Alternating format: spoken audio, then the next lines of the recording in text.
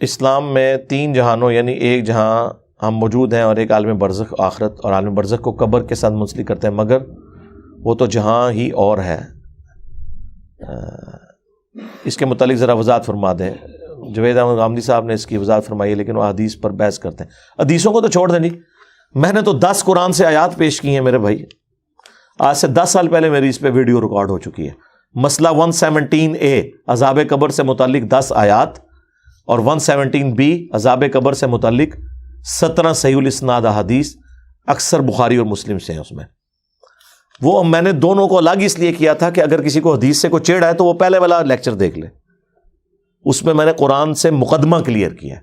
مقدمہ یہ ہے کہ قرآن برزخ جو ہے نا ان سین بیریئر کو کہتا ہے، اور قبر برزخ میں داخل ہے۔ اس کی وجہ یہ ہے وَمِن وَرَائِهِمْ بَرْزَخٌ إِلَى يَوْمِ يُبْعَثُونَ، مرنے سے لے کے آخرت کے دن تک برزخ ہے۔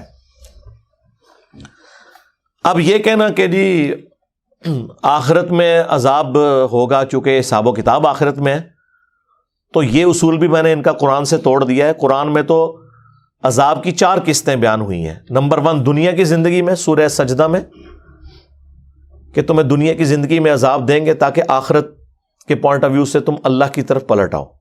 نمبر 2 جو سورۃ الانعام میں باقی صورتوں میں آیا کہ جو گناہگار ہیں ان کی موت کے وقت ان کے چہروں اور پیٹھوں کے اوپر ہتھوڑے مارتے ہیں فرشتے۔ ابھی آخرت کا دن تو قائم نہیں ہوا تو ان کا حساب کتاب تو ہوا ہی نہیں، عذاب یہیں شروع ہو گیا۔ اور تیسری قسط وہ بھی قرآن میں آیا کہ فرعونی صبح و شام آگ پہ پیش کیے جاتے ہیں۔ اور چوتھی قسط جس کو سارے مانتے ہیں وہ آخرت میں حساب و کتاب کے بعد ہے۔ یہ جو تیسری قسط ہے نا کہ فرعونی صبح و شام آگ پر پیش کیے جاتے ہیں، حالانکہ بھی آخرت قائم نہیں ہوئی، اس کو امام بخاری نے صحیح بخاری میں چیپٹر کی ہیڈنگ بنایا ہے۔ عذاب قبر کا جو چیپٹر بند ہے نا اس کے اوپر انہوں نے یہ آیت لکھی ہے کہ یہ آیت ثبوت ہے کہ عذاب قبر برحق ہے۔ قبر اس لیے بولا جاتا ہے کہ عمومی بات ہے، قرآن میں نہیں ہے اماتہ فاقبرہ، انسان مرتا ہے اور اسے قبر ملتی ہے، تو کیا ساروں کو قبر ملتی ہے؟ تو قرآن جھوٹا ہو گیا کیا؟ نعوذ باللہ، نہیں، عموماً قبر ملتی ہے۔ وہ قبر مچھلی کا پیٹ بھی ہو سکتا ہے، شیر کا پیٹ بھی ہو سکتا ہے، سمندر کی گہرائی بھی ہو سکتی ہے، زمین میں راکھ کا بکھرنا بھی ہو سکتا ہے، ایئر کریش میں راکھ کا بکھرنا بھی ہو سکتا ہے، یہ ساری قبریں ہی ہیں، اس لیے اس کو کمبائنڈ آپ برزخ کہتے ہیں۔ ٹھیک ہے، تو اس کو جھگڑا کرنے کی ضرورت نہیں ہے۔ آپ غامدی صاحب کو یا مجھے چھوڑیں، قرآن و سنت کے دلائل کی بات کیا کریں، وہ آپ ویڈیو دیکھ لیں۔ قرآن میں متشابہات اور حروف مقطعات کی قیامت تک کے انسانوں کے لیے دعویٰ کو مشکوک نہیں کر دیتی؟ کیا اس طرح کی آیات سلمان رشدی جیسے فتنوں کا باعث نہیں بنتی؟ آپ کو پتہ ہی نہیں ہے کہ سلمان رشدی کا مسئلہ کیا تھا۔ اس سلمان رشدی کا نام لے کے ہی آپ نے معاملے کو خود ایمبیگوس کر دیا۔ سلمان رشدی کو تو یہ مسئلہ ہی نہیں ہے، نہ متشابہات سے نہ حروف مقطعات سے، اس کا تو مقدمہ ہی کچھ اور ہے، اس کا مقدمہ قرآن پہ تو نہیں ہے، اس کا مقدمہ تو احادیث کے پوائنٹ آف ویو سے وہ چیز ہی کچھ اور ہے۔ سلمان رشدی کی کتاب سٹینک ورسز کے اوپر میں نے پوری ویڈیو ریکارڈ کروا دی ہے، وہ آپ دیکھ لیں۔ پہلے تو آپ سمجھیں اس کا مسئلہ کیا ہے۔ یہ متشابہات اور حروف مقطعات یہ تو چیز ہی کچھ اور ہے، اس کو تو کبھی بھی کسی نے تختہ مشق بنایا ہی نہیں ہے۔ متشابہات ہی ہوں گے نا میرے بھائی، لیسا کمثلہ شیء، اللہ کی مثل جب کوئی شے ہی نہیں ہے، ہم آپ کو کیسے اللہ کی کوئی مثال بیان کر سکتے ہیں؟ متشابہ آیات کا مطلب کیا ہے پہلے یہ سمجھیں۔ متشابہ کا مطلب یہ نہیں کہ شک میں ڈالنے والی، متشابہ عربی میں کہتے ہیں ریزمبلنس، ملتی جلتی چیز۔ دودھ کا سفید ہونا اور چونے کا سفید ہونا یہ متشابہ ہے، ایک دوسرے سے ملتا ہے، لیکن دودھ اور چیز ہے، چونا اور چیز ہے۔ ٹھیک ہے، وہ چیک کرنے سے پتا چلے گا۔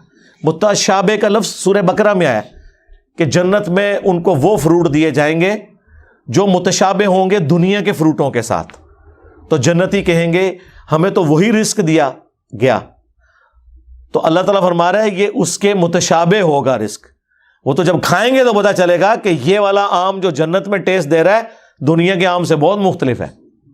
اچھا، دیا کیوں جائے گا؟ اس کے پیچھے ریزن یہ ہے کہ دنیا میں آپ دسترخوان پہ بیٹھے ہوئے سب سے پہلے اس چیز کو ہاتھ ڈالتے ہیں جس سے آپ فیملیئر ہوں۔ میں لا کے آپ کے سامنے کوئی عربی غذا رکھ دوں جو آپ نے کبھی دیکھی بھی نہ ہو اور آپ کو سخت بھوک لگی ہوئی ہے، آپ اس کو اپنی پلیٹ میں ڈالیں گے یا چکن قورمے کو اور بریانی کو یا مٹن قورمے کو ڈالیں گے؟ ہاں، کھا پی کے جب فارغ ہو جائیں گے پھر کہوں کہ چلو میں اے بھی ذرا چیک کر لوں، آخر میں اس کو رکھیں گے. اللہ کو اس بات کا پتا تھا. اللہ کہتا ہے کہ ہم جنت کی ابتدائی مہمان نوازی ان فروٹس کے ساتھ کریں گے جو دنیا میں لوگوں نے دیکھے ہوئے ہوں گے تاکہ انہیں وہ اچھے لگے. اگر جنت میں انار، کیلا، سیب، آم آپ کے سامنے آئے گا تو آپ کو اچھا لگے گا. اگر عجیب و غریب کوئی فروٹ آ گیا آپ کہیں گے ادھر ہی ہے نا، ایک راستے نہیں چلے، میں پہلے وہ کھاواں جس سے میں فیملیئر ہوں. وہ متشابہ ہوگا لیکن اس کا ذائقہ بالکل مختلف. تو آخرت کا دھندلا تصور دینے کے لیے دنیا میں اللہ نے ریزمبلنس والی چیزیں رکھ دی ہیں. حوروں کا تصور دینے کے لیے بیویاں رکھ دی، حالانکہ زمین آسمان کا فرق ہے. اچھا، آخرت میں اللہ تعالیٰ نے جنت کے فروٹ دنیا میں بھی فروٹ رکھ دیے. پھر اللہ کی جو اپنی صفات ہے، اللہ بھی دیکھتا ہے، ہم بھی دیکھتے ہیں، لیکن ہمارے دیکھنے میں اللہ کے دیکھنے میں فرق ہے. اللہ کا ہاتھ جیسا کہ اس کی شان کے لائق ہے، اور ہمارا ہاتھ ہم یوں بھی نہیں کہہ سکتے کیونکہ قرآن میں آیا لیس کمثلہ شیء، اللہ کی مثل کوئی شے نہیں ہے. اللہ کا عرش پر استوا فرمانا ہم اس کے لیے مثال دے ہی نہیں سکتے، جس طرح میں کرسی پہ بیٹھا ہوں، اللہ کی مثل کوئی شے ہی نہیں ہے. ٹھیک ہے، تو یہ ذہن میں رکھیں، یہ متشابہ ہے. تو یہ متشابہات کے بارے میں سورہ آل عمران کی آیت نمبر 7 ہے کہ قرآن کی آیات دو قسم کی ہیں، ایک محکمات ہیں اور وہ ام الکتاب وہی ہیں. قرآن خود کہہ رہا ہے کہ تم نے انہی آیات کو لے کے چلنا ہے. دوسری متشابہات ہیں جو صرف سمجھانے کے لیے بتایا گیا، اور اس کا مقصد یہ نہیں تھا کہ آپ اس کا مطلب تلاش کرو. قرآن میں اسی آیت میں سورہ آل عمران 7 نمبر میں آیا کہ جو ان آیات کے پیچھے پڑھتے ہیں تاکہ اس میں کوئی ٹیڑھ پن تلاش کرے، ان کے دل جو ہیں وہ ٹیڑھے ہو چکے ہوئے ہیں. اور اہل ایمان کی نشانی یہ ہے کہ وہ کہتے ہیں سب کچھ ہمارے رب کی طرف سے ہے، ہم ان پر ایمان رکھتے ہیں، اور وہ اللہ سے دعا کرتے ہیں ربنا لا تزغ قلوبنا بعد اذ ہدیتنا وہب لنا من لدنک رحمہ انک انت الوہاب.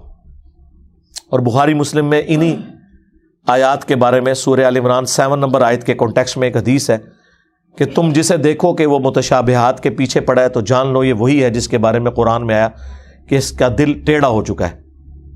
یہ نبی اسلام نے ارشاد فرما دیا.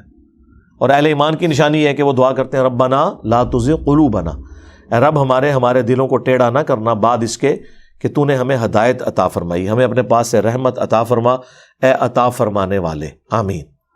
تو یہ ہے. تو سلمان رشدی کا جو ایشو ہے وہ ڈیفرنٹ ہے، اس پہ آپ میری پوری ویڈیو تفصیلی، میں نے اس کی ایک ایک چیز کا جواب دیا ہے. باقی تو صرف گالیاں نکالتے ہیں. میں نے اس کا مقدمہ پیش کیا، وہ کیا چاہ رہا ہے، کیوں اس نے کہا، کس چیز کو اس نے بنیاد بنایا، اس میں ہم نے کیسے ریبٹل کرنا ہے. اس میں نے کئی قرآن کی آیات اس کے جواب کے طور پر پیش کی، اس نے جو ڈنڈی ماری تھی وہ ڈسکس کی الحمدللہ. باقی صرف سر کی قیمتیں رکھتے ہیں، ہاں پتلے جلاتے ہیں، علمی بات کوئی نہیں کرتا.